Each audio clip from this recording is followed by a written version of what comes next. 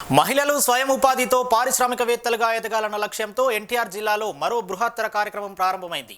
MP Kesineni Sivanath నేతృత్వంలోని Kesineni foundation NIRD సంయుక్త ఆధ్వర్యంలో 40 మంది మహిళలకు హైదరాబాద్లో ఉచిత శిక్షణ కల్పిస్తున్నారు. హైదరాబాద్లోని ఎన్ఆర్ఐడి కార్యాలయంలో ఫిబ్రవరి 9 నుంచి 13 వరకు 5 రోజుల పాటు హ్యాండ్మేడ్ పేపర్ ప్రొడక్ట్ తయారీపై ఈ శిక్షణ కొనసాగనుంది. జగ్గయ్యపేట మున్సిపల్ కార్యాలయం నుంచి మహిళలతో కూడిన ప్రత్యేక బస్సును ఎమ్మెల్యే శ్రీరామ్ రాజగోపాల్ జెండా ఊపి ప్రారంభించారు.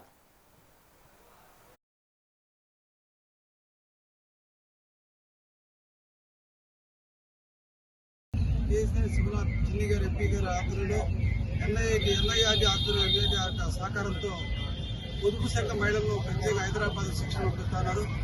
ముఖ్యమంత్రి గారు చంద్రబాబు ఆలోచన కూడా ప్రతి మహిళ కూడా ఏదో సంపాదించాలి, ప్రతి ఒక్క అవసరం కూడా ఎంటర్ప్రైనర్ ఉండాలని చెప్పి ఉద్దేశంతో మన ప్రభుత్వం ఆలోచన చేస్తుంటే దానికి అనుగుణంగా ఈరోజు హైదరాబాద్ ప్రత్యేక జగ్గయ్యపేట, నందిగామ, విజయవాడ నుంచి మహిళా గ్రూపులు ఈరోజు ఎంతమంది 40 మంది శిక్షణ పోతా ఉన్నారు. ఇప్పటికీ 7 బ్యాచ్లు వీళ్ళు అక్కడ పోయి శిక్షణ తీసుకుని తద్వారా బ్యాంకులో ఏదైతున్నాయో ఆ లోన్ ద్వారా వ్యాపారం ఈరోజు ప్రత్యేకంగా పేపర్ బ్యాగ్స్ కావచ్చు, క్లాత్ బ్యాగ్స్ కావచ్చు తయారు చేసి దాన్ని మార్కెటింగ్ చేసుకోవడానికి శిక్షణ ఇస్తా ఉన్నారు.